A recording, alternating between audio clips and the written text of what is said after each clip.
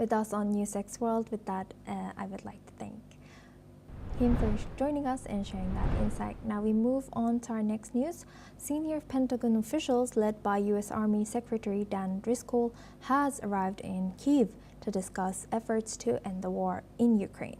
They met Ukrainian Prime Minister Yulia Sviridenko and are expected to meet President Zelensky as well. The visit comes amid reports of a new U.S.-Russia draft peace plan reportedly created by Trump envoy Steve Witkoff and Russian envoy Kirill Dmitriev, which would require Ukraine to make major concessions, including giving up parts of the Donbas and reducing its military. Neither Washington nor Moscow have confirmed this plan. Ukrainian and European officials stress any agreement must include Kyiv's input and reject proposals amounting to capitulation. The visit follows deadly Russian attacks in Chernobyl, where at least 26 people were killed.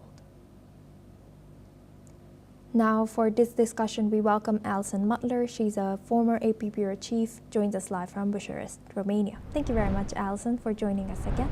Good to see you.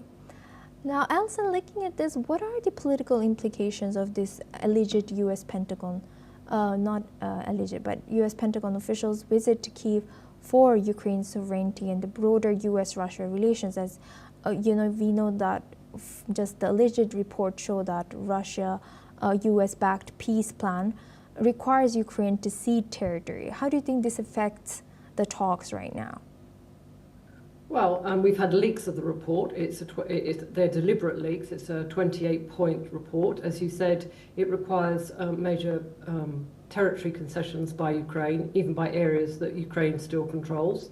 It requires Ukraine to give up its weapons or part of its armory. It also requires the Russian Orthodox Church to be recognized and Russian language to be made an official language, which is what Vladimir Putin said at the beginning. He wanted to protect the ethnic Russian minority in Ukraine. And that's so they have a lever. Russia, whatever happens, they need a lever in Ukraine. They need to have influence, and they always have done, ever since Ukraine became officially a nation state after the breakup of the Soviet Union. So it's interesting to see, we actually are seeing Russia's goals outlined in a document, even though we haven't seen it. But this is also throwing out these points to see how Ukraine reacts, how Europe reacts.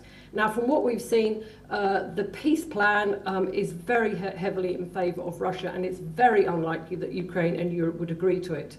But at least we do see what Russia wants now. And we also see that Trump administration is at this point seems heavily weighted in favor of Putin, of Russia, which we knew already. But it's important, this is the highest level visit by somebody from the Trump administration since Trump came to office earlier this year. That is important. And he's gone to see, Driscoll, the Army Secretary, has gone to see what do the Ukrainians have to say about this, what is acceptable and what isn't. Now, of course, Zelensky says they will not accept any territorial concessions. I think at the end of the day, it will depend what territorial concessions. I understand, of course, you understand that he wouldn't accept ceding territory that Russia has not seized already. But there are a variety of other things. So I think the Trump administration is feeling out from Kyiv, Zelensky and his prime minister, what would they actually concede to? But then we also have Europe. Europe is very affected by this war, and Europe is very concerned about a Russian offensive, not necessarily today or tomorrow, but in this decade, before 2030. So what we are seeing is what Russia wants. This is obviously not what Ukraine wants, and it's not what Europe wants. So we're very much at the stage of negotiations. But what is important, I think, is that Russia has actually laid out what it wants, and it wants maximalist demands. That means it wants the maximum possible for its aggression in Ukraine, and it wants a lot, and it wants more than it deserves, even with all its war efforts. And to what extent should U.S.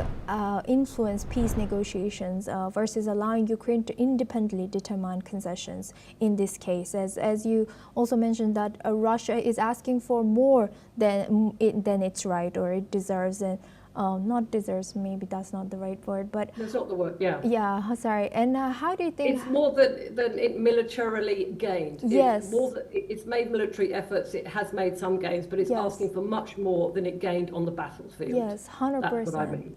100%. And how effective do you think would be whatever comes out of these talks, including after Zelensky meets with the US officials?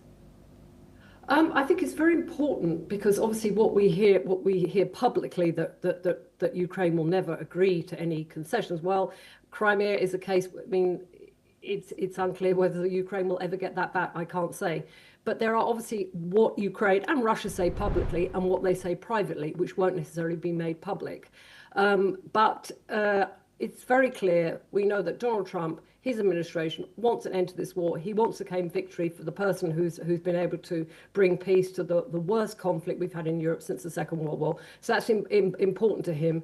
He obviously listens more to Putin than Zelensky, but that has changed somewhat.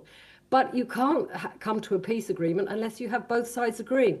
So I don't see this being settled very soon. And I think that the Driscoll and his team, the Pentagon team, going to Kyiv today, will find out how much Ukraine will agree to. And they also will find out the Ukrainian perspective. I'm sure they'll be laying out, you know, the savage aggression that Russia has, is the relentless aggression that Russia has waged against Ukraine and on its cities and on its civilian residential population, as well as the military and energetic. And those reports will be brought back to Donald Trump.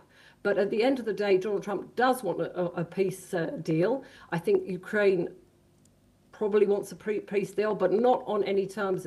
The word we keep hearing is capitulation. Ukraine has put up a very, very fierce fight. A war that Russia thought would take a few days has almost gone on for 4 years. So Ukraine's not just going to give up because they have fought back and they have defended their territory. And there's no reason why they should, even though they want peace. They don't want an unjust peace because they feel, and as many European leaders feel, that if they give in to Russian concessions that Russian should not have, then Russia will continue its aggression because Russia is pushing for maximalist demands as much as it can get. It's part of their ideology. This is not just a war. We want to defend the ethnic Russian population, but they are deeply feel that they want to destroy liberal democracies because they also have this hybrid war, which is being waged in the whole of Europe. So they are pushing for as much as they can get, and it's up to Ukraine and it's up to Europe to stand up to that. But by the same token, I think most countries do want peace, but not peace at any price. 100%. Thank you very much, Alison, for joining us and sharing that insight today from Bucharest. Thank you very much. Now we move on to our next news. After a record-long government shutdown, according to a delayed employment report published, the U.S. jobless rate crept up in September, even as hiring exceeded analysts' expectations. It's the first official snapshot of the overall labor markets held in over 2 months.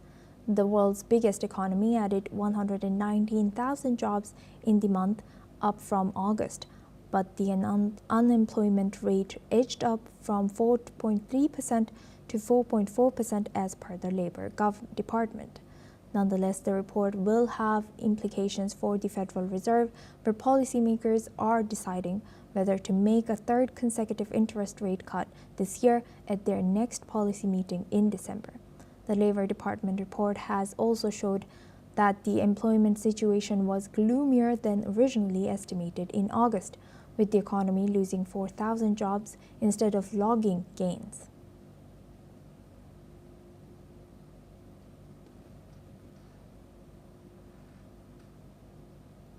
Now we move on to